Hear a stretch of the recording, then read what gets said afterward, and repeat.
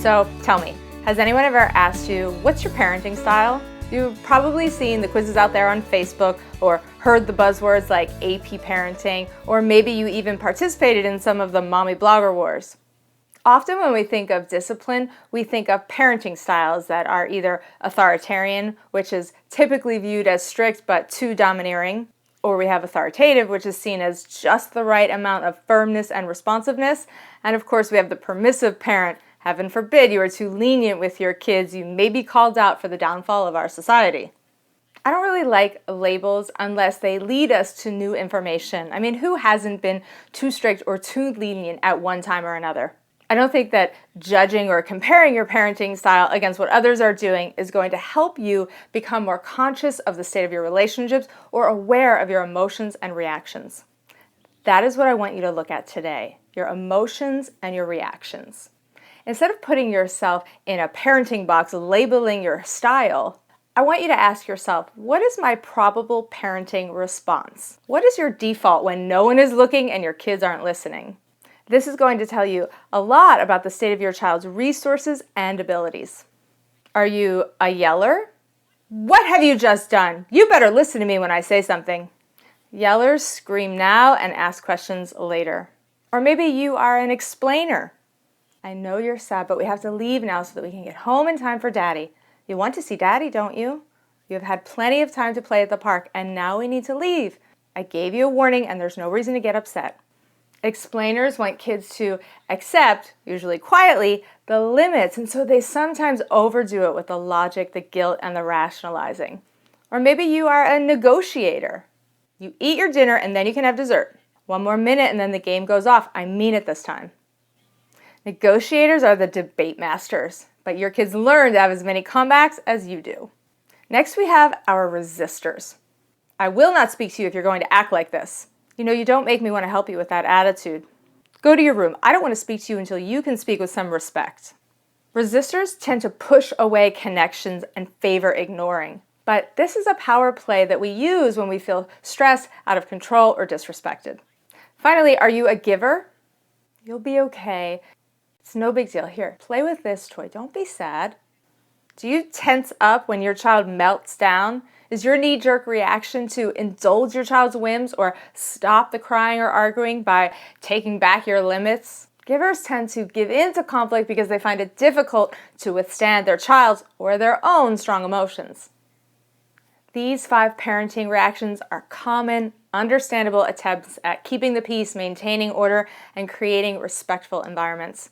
It's just that when we resort to any of these 5 parenting reactions, we end up causing more conflict and chaos than what we started with. You actually will have less influence because those strategies inhibit the development of 2 core skills, empathy and self-regulation. So today I want to share with you some strategies for overcoming whatever your probable parenting response is. So if you're a yeller, yellers, I want you to commit to recognizing when you yell. Write it down. Start tracking when you yell so that you can become aware of it. Is there a pattern? You might find certain triggers that you actually can control so you can meet your needs by being proactive and then reduce your impulse to yell, making small adjustments in your routine or self-care. If you want to reduce the fighting and aggression that you see in your kids, take those first steps to getting a handle on your own anger. All right, explainers, you guys like to talk. And in this genuine but misguided effort to get your kids to accept limits or quietly agree with them, you tend to give lots and lots of reasons and rational explanations, which make a lot of cognitive sense. But here's the thing, your children are not having a thinking problem. They are stuck in an emotional storm, unable to access those thinking resources, which is why their refusal or defiance seems so irrational to you. But you can't discipline them into maturity. So, explainers, my tip for you, just stop talking. Use the silence to practice regulating your own emotions. Set the limit and then let your child have his or her anger, upset, or frustration about it. You will have a better chance at reaching a cooperative place if you stay non-reactive but understanding. If you need to say something, be kind. You can say something like, "This feels unfair," and you're not sure that you can handle it. Okay, negotiators. You are similar to the explainers, but even more worn out by stress, work, or the demands of your kids. You think that if you give in a little, some compromise, that your kids should be more willing to see it your way or go along.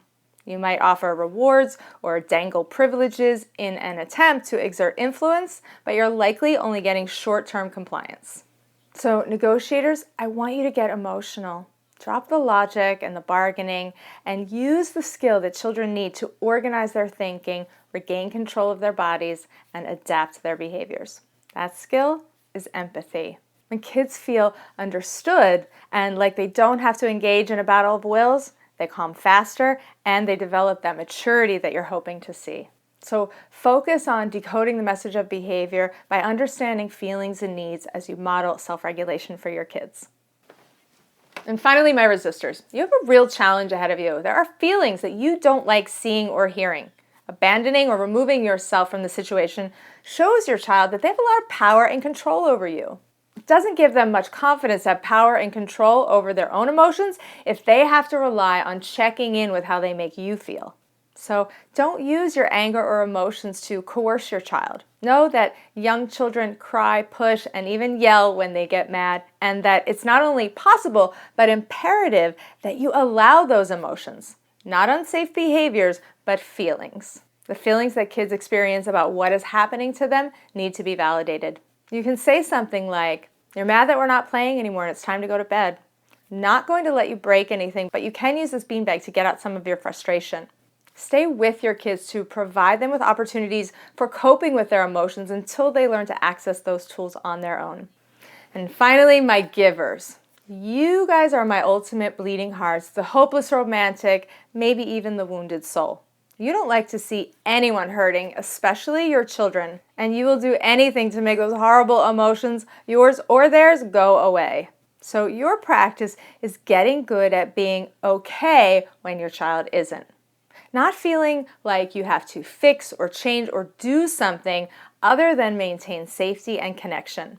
Sit with emotions. Just be silent if you have to, like the explainers. And don't say yes or give in just to stop those emotional reactions. Give children the space to feel and recover from their disappointment and anger on their own timeline. Okay, that was my teachable moment for you, and now I would love to hear from you. Which of these habitual response patterns do you resonate with most? And how are you going to implement the strategies that I talked about? I would love to hear your thoughts, and you never know, but your story might just be the inspiration that someone else needs to make the changes that they were looking for. Now, did you like this video? Because I would love it if you would share it with someone that you love or on your favorite social media site, because when you share the love spreads. And if you want more tips and tools like this, be sure to get on over to teachthroughlove.com and sign up for email updates or subscribe right here on YouTube so that you don't miss another teachable moment. Thank you so much for watching. Until next time, please remember, it's about consciousness, not perfection.